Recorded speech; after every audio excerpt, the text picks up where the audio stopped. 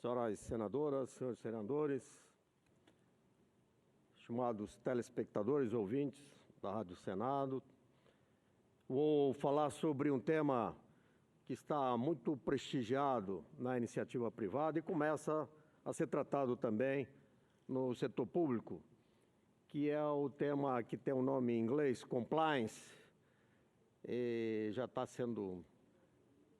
E vou falar da responsabilidade objetiva dos partidos políticos. Escolhi gestão pública e partidos políticos para tratar durante essa minha passagem por aqui. Senhor presidente, é lugar comum que a atuação dos senadores, deputados, prefeitos, dos políticos em geral, deveria expressar a vontade dos eleitores e defender os interesses da sociedade. O interesse público é um princípio básico norteador da democracia. Sem interesse público, resta a autocracia, o totalitarismo. Se a classe política, em lugar de seguir a vontade do povo, opta por manifestar sua própria vontade na defesa de interesses privados em detrimento do bem comum, ela desvirtua a democracia representativa. Mais do que isso, se os políticos fazem uso da estrutura de Estado em benefício próprio, devem ser punidos. A punição deve se dar pelo regular funcionamento das instituições de controle, mas não devem se furtar de aplicá-la também os partidos políticos. Estes, mais que qualquer instituição, devem dar o exemplo. Para tanto, senhoras senadores, senhores senadores, iniciativas neste sentido merecem o apoio desta Casa. Em março deste ano, o senador Ricardo Ferraço apresentou o PLS 60/2017, que eu aqui subscrevo sem pestanejar. O projeto dispõe sobre a responsabilidade objetiva no âmbito da atuação partidária e estimula regras de compliance no plano interno das agremiações. A intenção é que cada sigla partidária tem um programa completo de integridade e auditoria. Essa atuação fiscalizadora dos partidos seria uma garantia ao cidadão que depositou sua confiança nas propostas que elegeu.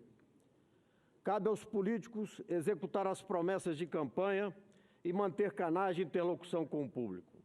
E cabe ao povo nos cobrar, enfaticamente, por nossas ações. Assumo, senhor presidente, o meu enorme entusiasmo com o associativismo, tema que, com absoluta certeza, tratarei por mais vezes durante o meu mandato. E, para mim, o partido político é uma das mais complexas associações da sociedade. Meu estado, o Espírito Santo, foi um dos fundadores da Escola de Associativismo, que tem por objetivo ajudar as associações a serem melhores, estimular seus associados a prestar serviços de relevância e a entregar resultados concretos. Ela também se constitui em escola de cidadania e democracia, pois, para mim, o associativismo é vital para o aperfeiçoamento e o fortalecimento da sociedade civil organizada, que, mais capacitada e ordenada, irá contribuir muito para uma democracia mais sólida, mais justa e mais competente na geração de bem-estar para todos os cidadãos. Estes valores e princípios se encaixam perfeitamente nos partidos políticos e nos desafios que atualmente enfrentam.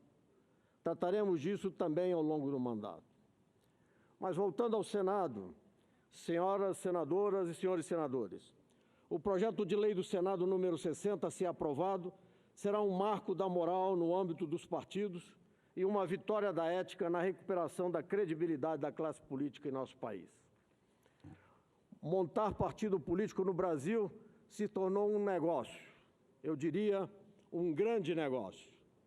Só no ano passado foram destinados cerca de 800 milhões de reais às agremiações via fundo partidário. Muitos partidos são criados apenas para que tenham acesso a esses recursos. Parafraseando Nelson Rodrigues, é o óbvio ululante, o óbvio que grita de tão óbvio que é. Tal distorção foi parcialmente corrigida com a reforma política originária desta Casa e aprovada pelo Congresso, que estabeleceu cláusula de desempenho para que os partidos tenham acesso aos recursos do fundo partidário e ao tempo de rádio e televisão. Ao estabelecer a responsabilidade objetiva do partido pelos atos contra a administração pública cometido pelos seus dirigentes, o PLS 60/2017 vai direto ao ponto e diz que atos têm consequências, seja para quem os comete, como também para quem permitiu que se cometessem. Apesar de serem instituições de direito privado, os partidos recebem também dinheiro público e cumprem funções de interesse social com fundamental papel na afirmação e na manutenção da democracia. Logo, devem sim satisfações à sociedade.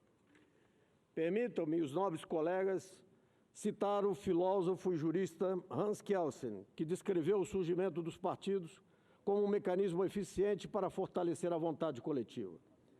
Ele considerava que o indivíduo isolado dificilmente alcançaria os mesmos resultados na representação de seus interesses do que uma associação de pessoas.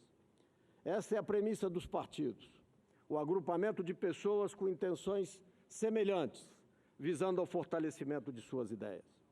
Em sentido contrário, quando um dirigente de partido político barganha apoio em nome da impunidade, entendemos que seja caso de responsabilidade objetiva. O partido deve ser punido porque apoiou uma causa individual em lugar de atuar pelo interesse coletivo. Essa é a ideia do PLS 60/2017. Os partidos políticos responderiam, abro aspas, objetivamente pela prática de atos contra a administração pública por seus dirigentes nesta condição, fecho aspas. Somando-se isso, o autor do ilícito também seria punido por sua conduta.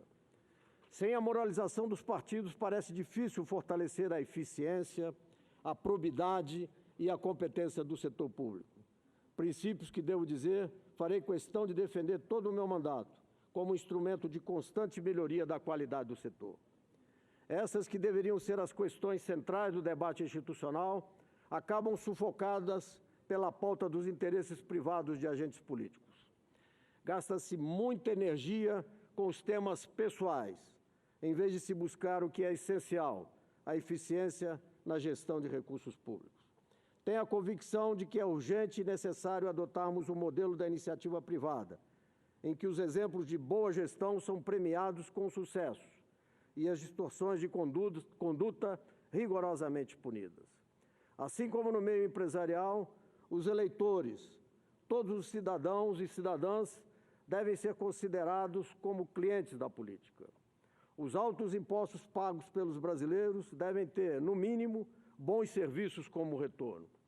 A prestação de serviços de qualidade é, sem dúvida, a mais legítima reivindicação dos eleitores. O Brasil do compadrio, do patrimonialismo, do coronelismo deve permanecer nos livros de história para que não se esqueça e não se repita. Jamais deve ter espaço na política de hoje, que agoniza e definha em uma de suas maiores crises, mas que vê no recobramento dos princípios a chance de recuperar a sua própria decência.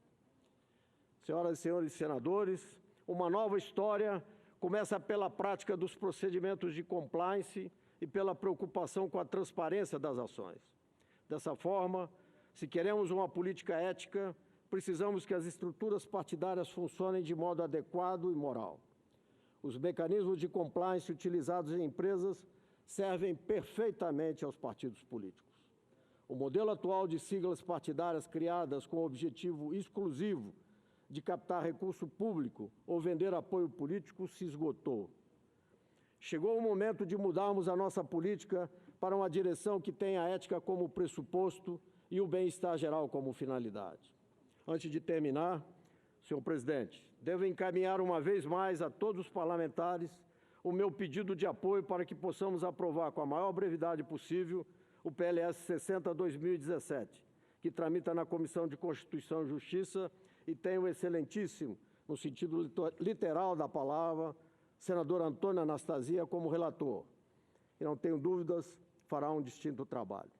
A ampla reforma política que o Brasil precisa pode e deve começar dentro dos partidos.